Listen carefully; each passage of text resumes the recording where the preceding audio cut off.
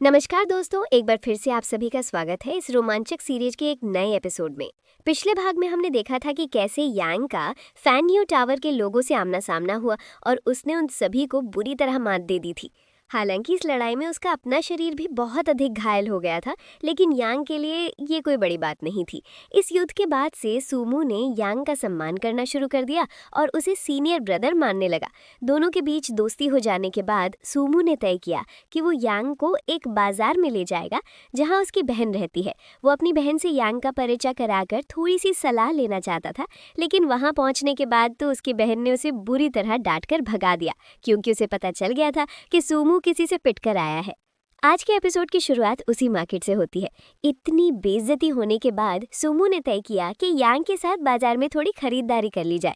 जब वो दोनों अपने लिए सामान देख रहे थे, तभी होमेई वहां आकर हमारे सूमू के कान में कुछ फुसफुसाती है। ये सुनते ही सूमू के चेहरे पर एक शैतानी मुस्कान बिखर गई। होमेई ने सूमू को बताया था कि उसने बाजार में किसी को देखा है। सूमू यहाँ यांग से कहता है, ब्रदर आप यहाँ पर खरीदारी कीजिए, मैं जरा होमेई की कहने वाले लोगों को देख कर आता हूँ।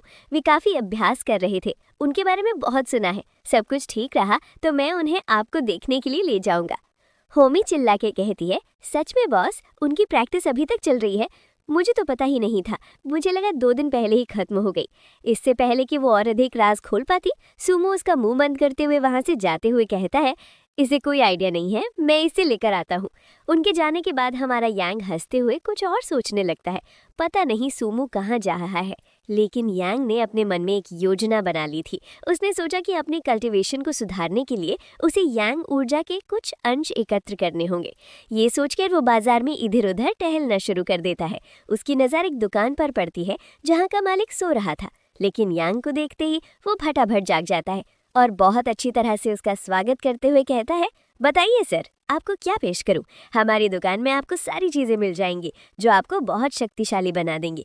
यांग उससे पूछता है, क्या आप मुझे यांग ऊर्जा से संबंधित कोई चीजें दिखा सकते हैं?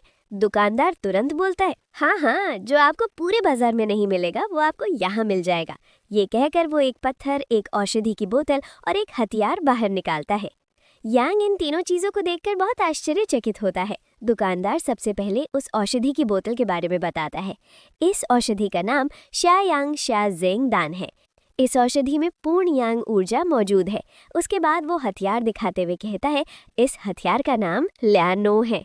ये लिनन गांव के मुखिया भी अपनी लड़ाई के दौरान इस्तेमाल करते थे। उन्होंने इसके आगे खून की नदियां बहा दी थी। इसके आगे तो बंदूक भी फेले। इतनी अच्छी गुणवत्ता सुनने के बाद भी यांग दुकानदार की हरकतों से काफी उलझन में था। फिर वो दुकानदार उस पत्थर को उठाते हुए कहता है, इसे देखिए, ये तो लिंगशिया पवेलियन का सबसे रहस्यमयी पत्थर है। इसके अंदर 5 यांग ऊर्जा के अंश मौजूद है। इसके अलावा जब आपको कहीं खुजली हो तो आप इसे खुजला भी सकते हैं। कमाल की चीजें है ना? तो आप जल्दी से बताइए, इनमें से आपको क्या खरीदना है? तीनों में ही यांग ऊर्जा भरी है। अगर आपके पास ज्यादा पैसे हैं तो आप तीनों ही खरीद सकते हैं। मैं तो कहूँगा कि तीनों ही खरीद लीजिए। यांग को ये चीजें पसंद नहीं आती। वो कहता है, मैं और दुकानें देखना चाहता हूँ। वैसे इस बंदे के दान-तन को सलाम है, उसने जो कहा वो मैं कभी किसी दुकानदार से नहीं कह सकती। दुकानदार उसकी बातें सुनते ही उसे बड़ी बड़ी आंखें दिखाने लगता है, जैसे कह रहा हूँ, कहो ना कि तुम्हारे पास पैसे नहीं है, यूं ही मेरा समय और भावनाएं बर्बाद कर दी। ये कहकर वो जबरदस्ती उसके पास रखा हुआ एक पत्थर भी छीन लेता है। यान का मुंह देखने लायक था। थोड़ी देर पहले राजकुमारों जैसा व्यवहार कर रहा था और अब जब पता लगा कि पैसे नहीं है तो भगा रहा है। यांग के पीछे घूमते हैं उसके सामने चमकती हुई होमेई आ जाती है। एक पल को उसे अपने सामने देखकर काफी झटका लगता है, लेकिन फिर वो मुंह बनाते हुए उसे नजरअंदाज करके वहां से जाने की कोशिश करता है। पर होमेई तो बार बार उसके सामने आ जाती है। यांग चिढ़कर पूछता है, क्या समस्या है? वो कहती है, कुछ नहीं, तुम दुकान ढूंढ रहे हो ना?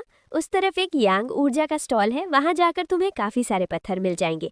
ये जानकारी मिलने पर वो उसे धन्यवाद कहकर तेजी से आगे बढ़ जाता है। होमी तो पीछे पीछे उसके चलती जा रही थी। ये देखकर वो अपनी गति बढ़ा देता है, लेकिन वो उसके पीछे दौड़ने लगती है। थोड़ी देर तक धीरे तेज करते हुए यांग को पता चल जाता है कि वो उसी का पीछा कर रही है। वो उसके सामने रुकते हुए कहता है, क्या तुम मेरा पीछा कर रही हो? वो कहती है, नहीं, ये बाजार है, मैं यहाँ खरीदारी कर रही हूँ। वैसे भी ये तुम्हारा लिंगशिया पवेलियन तो नहीं है, फिर इतना क्यों चिढ़ रहे हो? मैं तो कहीं भी घूम सकती हूँ। क्या ये चीजें तुम्हारे लिए मायने रखती हैं कि मैं तुम्हारा पीछा कर रही हूँ? क्या तुम्हें मेरी परवाह है? यांग गुस्से में कहता है, खबरदार अगर मेरा पीछा किया तो मैं वैसे भी तुमसे चिढ़ा हुआ हूँ। इस बात पर वो उसे एक प्यारा से रिएक्शन देते हुए कहती है, मैंने ऐसा क्या किया? कहीं तुम पिछली बार की वजह से गुस्सा तो नहीं हो? पिछली बार वाली बात को याद करके यांग का चेहरा लाल पीला हो जाता है। वो अपनी भावनाओं को छुपाते हुए कहता है, मैं तुम पर ध्यान दूं, मेरे पास इतना समय नहीं है। ये कह के वो बाजार में आगे बढ़ जाता है। बेचारी होमी इसी बात से खुश हो जाती है। उसे फर्क नहीं पड़ता कि यांग उससे चिढ़ रहा है, बल्कि उसे तो मजा आने लगता है। बाजार में आगे बढ़ते हुए अचानक विस्फोट सा कुछ हुआ और यांग का वो कोर चमकने लगा, जिससे उसे पता चल जाता है कि जरूरी चीज आसपास ही है। पास में एक पत्थर की दुकान थी, इसलिए वो फटाफट दौड़कर वहां जांच करता है। उस दुकान में जाने के बाद उसे यांग ऊर्जा वाले काफी सारे पत्थर नजर आते हैं, जिन्हें देखकर वो बहुत खुश हो जाता है। इनकी गुणवत्ता भी उच्च स्तर की लग रही थी। दुकानदार अपनी आंखों के सामने किसी को देख के चौंक जाता है, और वो होमी थी। होमी उसे शांत रहने का इशारा करती है। यहाँ यांग के पूछने पर कि ये पत्थर कितने के हैं, दुकानदार बताता है 500 टेल्स के। यांग अपने मन में सोचने लगता है कि इतने सारे पैसे तो उसने अपनी पूरी जिंदगी में नहीं देखे। 50 या 100 होता तो भी समझ आता, लेकिन 500 टेल्स लाने के लिए उसे किसी के पास डकैती करनी पड़ेगी। दुकानदार और भी काफी सारे पत्थरों की कीमत बताते हुए कहता है, हमारे जितना सही दाम आपको पूरे बाजार में कोई लगाते हुए नहीं मिलेगा। यांग पूछता है, क्या आप थोड़ा सा सस्ता कर सकते हैं? दुकानदार उलझन में था, लेकिन जैसे ही उसने होमी की तरफ देखा, वो उसे इशारा करती है। उसका इशारा मिलते ही वो कहता है, हाँ हाँ, आप जितना कहें उतना कम कर दूंगा, बताइए आपको कितना कम करवाना है। यांग 5 उंगलियां दिखाता है। दुकानदार कहता है, अच्छा 5 टेल्स कम करने हैं, पहले बता देते ना, हम ऐसे ही कर देते। यांग मना कर देता है। बेचारा दुकानदार होमी को देखते हुए चिढ़कर कहता है, अच्छा ठीक है, अगर आप 50 टेल्स कम करना चाहते हैं तो कर लीजिए, दे दिया आपको। लेकिन यांग कहता है, मैं 50 टेल्स कम नहीं करना चाहता, बल्कि 50 टेल्स में ही खरीदना चाहता हूँ। ये सुनते ही दुकानदार और होमी दोनों का मुंह खुला का खुला रह जाता है। बेचारा दुकानदार बहुत अजीब अजीब मुंह बनाते हुए होमी की तरफ देख रहा था, और ना चाहते हुए भी वो हाँ कह देती है, दे दो। दुकानदार व्याकुल होकर कहता है, भैया क्या बात कर रहे हैं, 500 टेल्स और कहाँ 50 टेल्स? आपको क्या लगता है इतने में सामान आता है क्या? अगर मैं आपको इतने सस्ते में दूंगा तो फिर मैं कमाऊं क्या और खाऊं क्या? आप जो सेलिंग प्राइस बता रहे हैं वो तो जमीन छू गया है। मैं ये गैंग की तरफ से बेच रहा हूँ। अगर आप मुझे सही पैसे नहीं देंगे तो मुझे अपनी तरफ से पैसे मिलाकर देने पड़ेंगे।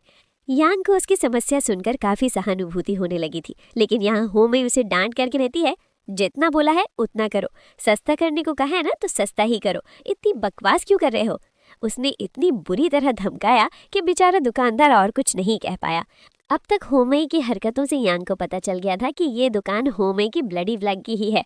वो बहुत प्यारे अंदाज में उसके पास आते हुए कहती है, हाँ ये मेरी ही दुकान है, क्या तुम्हें ये जानने के बाद ये पत्थर नहीं चाहिए?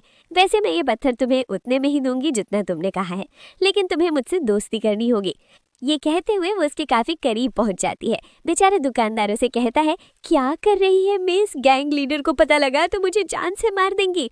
होमी गरज कर कहती है, अभी अगर अपनी बकवास बनेगी ना तो अभी मैं जान से मार दूंगी। दुकानदार बहुत डर जाता है। यहाँ होमी हमारी यांग की बहकाने की कोशिश कर रही थी, पता नहीं उससे क्या मनवाना चाहती थी। यांग उसके इन फालतू हरकतों को देखकर कहता है, कोई बात नहीं, मैं ये सारे पैसे दे दूंगा। मैं 500 टेल्स नहीं दे सकता तो क्या हुआ, उसी अमाउंट का मेरे पास काफी सारा माल पड़ा है। वो लूटा जाना पसंद करेगा बजाय होमी की बातें मानने के। उसने अपने पास मौजूद उस औषधि की बोतल को दुकानदार को पकड़ा दी जो सुमू ने उसे दी थी। सुमू ने उसे 10 उच्च स्तरीय शावा आन औषधियां दी थी, जिनकी कीमत भी लगभग 500 टेल्स थी। उन्हें पाकर दुकानदार बहुत खुश हो जाता है। यांग कहता है, शायद तुम्हारी कीमत हो गई ना? दुकानदार उन औषधियों को गिनते हुए कहता है, हाँ बिल्कुल, ये 500 टेल्स हो चुके हैं। इसके बाद वो उसे एक छोटे आकार का यांग ऊर्जा वाला पत्थर पकड़ा देता है। इस लावा पत्थर को पकड़ते ही यांग को इसमें से काफी अधिक यांग ऊर्जा महसूस हो रही थी। ये लेन देन करने के बाद वो कहता है, तो ऐसे होता है बिजनेस। यहाँ उसे खुश देखकर होमी का कलेजा जल रहा था। वो कहती है, मेरी बात मानने के बजाय इसने औषधि देना पसंद किया। अब यांग को मनाने के लिए वो अपनी दुकान में मौजूद एक बहुत छोटे से बक्से को उठाकर यांग को दे देती है।